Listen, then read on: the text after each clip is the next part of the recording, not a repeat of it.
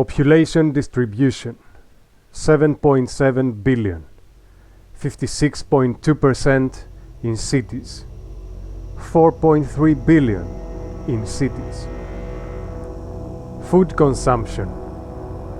Average 2 kilograms of food consumption per day per person for a physically active and demanding society, which is the desirable. This means 15.4 million tons per day worldwide. That's a lot of food. This food is being produced via unhealthy mass production mechanisms, and then it needs to be transported a great distance, which further pollutes, takes up workforce, and creates a fragile distribution system which can break down quickly in times of crisis. The stability issue alone, even without the other environmental and monetary factors, should have been enough to make us want to move to a more self-sufficiency based model. New model. Here I am proposing a new model which I am confident could create a massive improvement in our food security. Will eliminate the need for expensive and polluting food transportation, while further freeing truckers to do more meaningful jobs than moving food that doesn't need to move from one distant place to the other. And will also eliminate intercontinental marine food distribution, which is not only expensive and adds to the price of food, but it also creates massive pollution, both via fuel consumption and regular fuel spillage accidents. The core of this new model would require the population to be more evenly distributed across empty farmland. According to my personal studies on the subject, 1 hectare could easily feed 10 people a year and even produce surplus. So here is how this would happen. First, we would reduce the population of people living in cities from 56% to 10%. Cities will be a lot smaller and surrounded by inhabited rural areas. The picture of vast monoculture farmland should be replaced by small family farmhouses or groups of houses, with each 1 hectare farm housing approximately 10 people. 1 hectare with 10 people to work on it needs minimal yearly work and will fully provide all the nutritional needs of that group of people, not to mention the recreational and psychological benefits of living in their own personal paradise on Earth. The 10% living in the cities will be the people who need to work in professions that are demanding enough to not allow them to have any physical activity apart from that required by their work. But here is the catch. The 90% of the people who will live in the rural area around the city will not be monetarily taxed. Instead, they will need to provide 10% of their production as taxation to feed the city dwellers. The city dwellers, on the other hand, will be taxed 10% of their income. All other forms of taxation will be eradicated, since they are unfair to begin with. Nobody should have a right to anyone's already possessed wealth or property, and the especially unfair inheritance tax should be eradicated. The 10% income tax of the city dwellers will be used by the state to finance the significantly smaller public sector, which will be decreased to less than 0.5% of the workforce. The other half of the taxes paid by city dwellers will be used to maintain and create new infrastructure and for other reasons, such as defense. In an efficient model, this is more than achievable. It only needs us to set proper standards and be strict about upholding them. Now, does this mean that the small farmhouses will not be allowed to have monetary income since they will not be taxed? Absolutely not. They will be able to have income through crafts and small workshops, which will largely replace the industrial manufacture of items and thus the need for a large industry. This will provide the money to the residents of the farmhouse to be able to pay for services or items coming from either other farmhouses or from the cities. The cities will be small and immediately surrounded by the rural areas, which will also greatly reduce transportation to and from the cities to the point that it can even be easily and quickly performed via horse carriage or even on foot. This doesn't mean that cars will not be used, but that they will not be relied upon in the event of any type of crisis, and that the same services and goods will also be available to people who do not own a car. The exchange of goods will also be encouraged and not taxed between the 90% which inhabits the rural areas. City dwellers, however, should not be allowed any sort of direct exchange economy to prevent the inevitable abuse, and since they are the only ones being taxed for their goods and services. Now, let's see the benefits this model will provide. All inhabitants in a country will be completely self-sufficient. We're talking about 100% food security. The farms will be diversified in production so that even if one crop fails in a year for whatever reason, the overall production will still be sufficient. The excess of a farm, after the 10% food tax is removed, will be preserved in cellars as further food security for the case of very extreme events. Food will essentially cost nothing.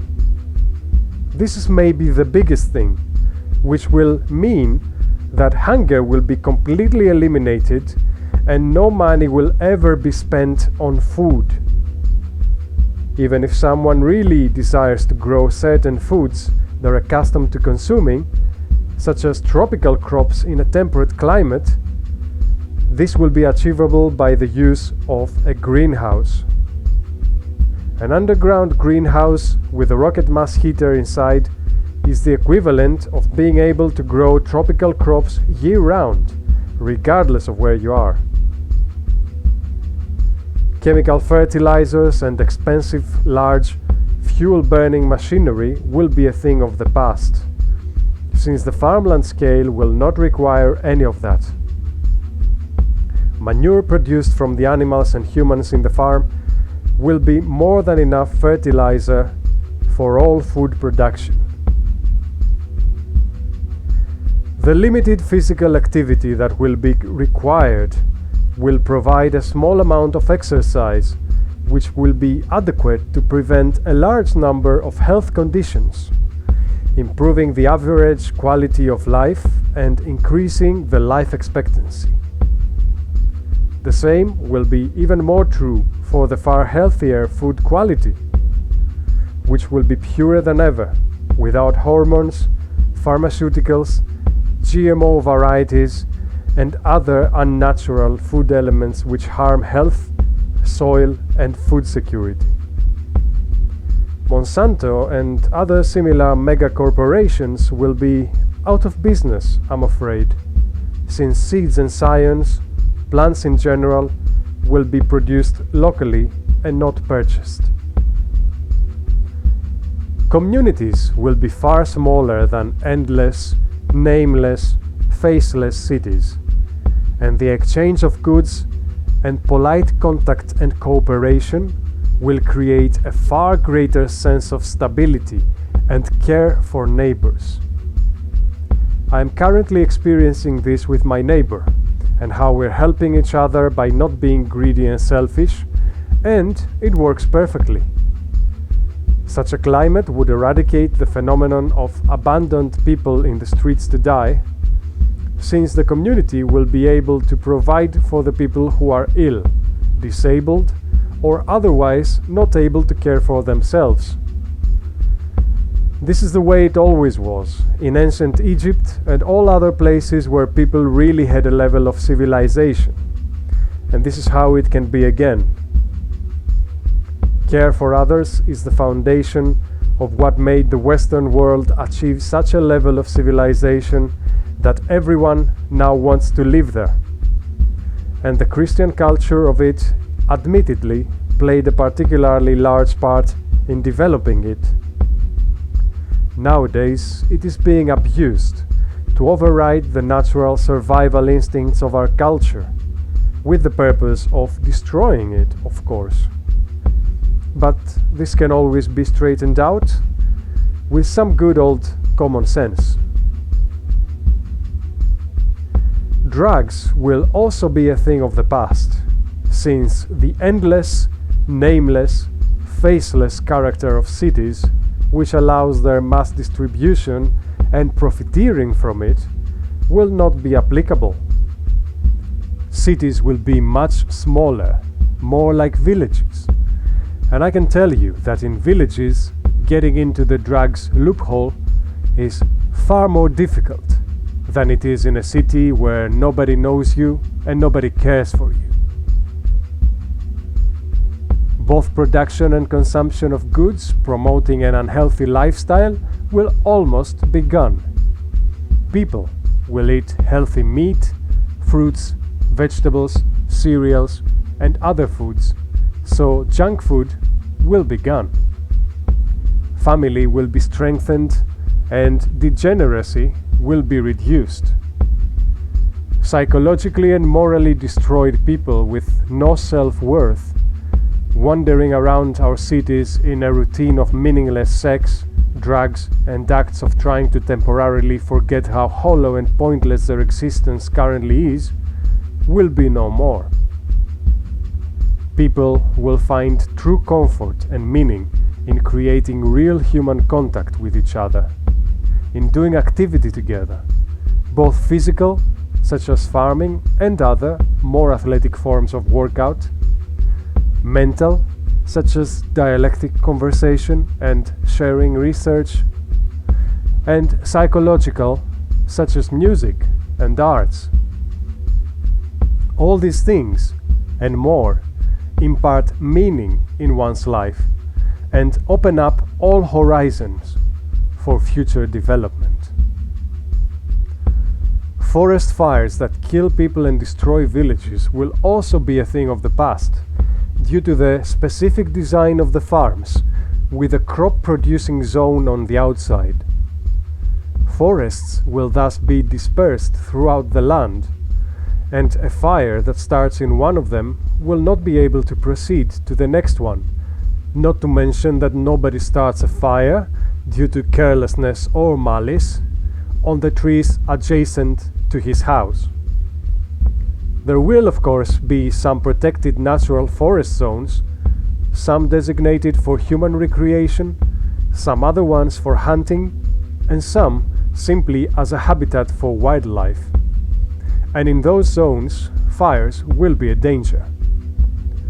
But overall, due to the broken pattern of forested area in the vast majority of land, both the possibility and the effect of a fire that claims human life and destroys residences will be greatly diminished. The now common occurrence of people getting in a hamster wheel just in order to barely survive will be eclipsed.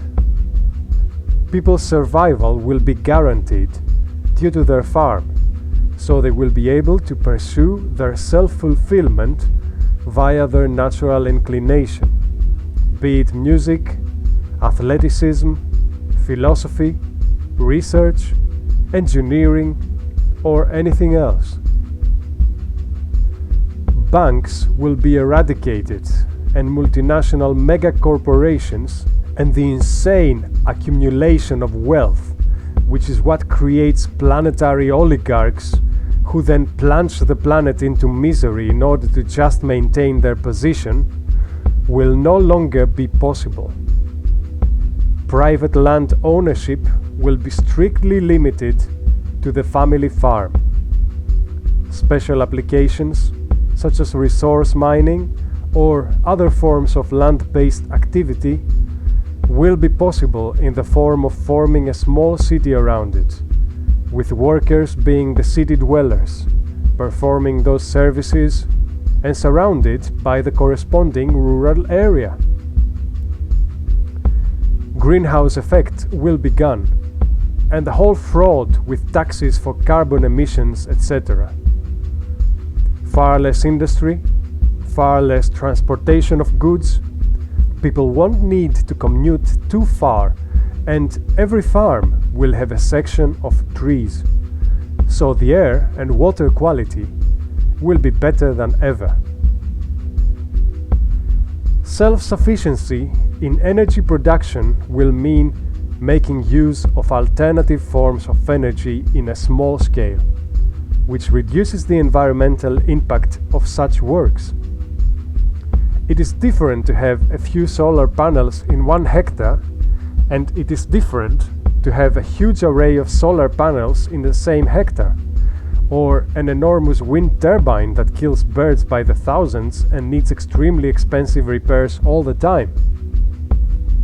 In small scale, energy consumption can also be reduced by using root cellars for food storage, using traditional food preservation methods instead of freezers, and completely eradicating the need for electricity-based heating and air conditioning via producing firewood through coppicing trees on site, with use of rocket mass heaters and using shade trees and a microclimate around the house for cooling, as well as sufficient insulating methods, all of which are not particularly applicable in a skyscraper. People will be in direct contact with the methods of production of their food. They won't view meat as something that grows in the supermarket or in the junk food shop, but will realize better the natural chain of things and will consume more moderately and consciously, like it used to be in the distant past, when people were more connected to their food. This will not only reduce food consumption to the healthy level, but will also help eradicate modern-day city-dweller nonsense such as veganism and other unhealthy eating habits, which derive from people being disconnected with their food source.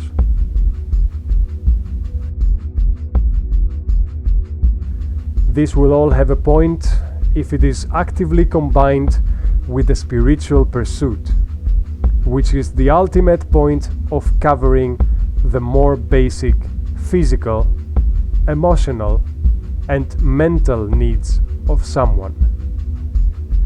That spiritual pursuit should be the exercise and development of virtue, which will be the only safeguard against people abusing the system and destroying the world simply to feed their lower ego.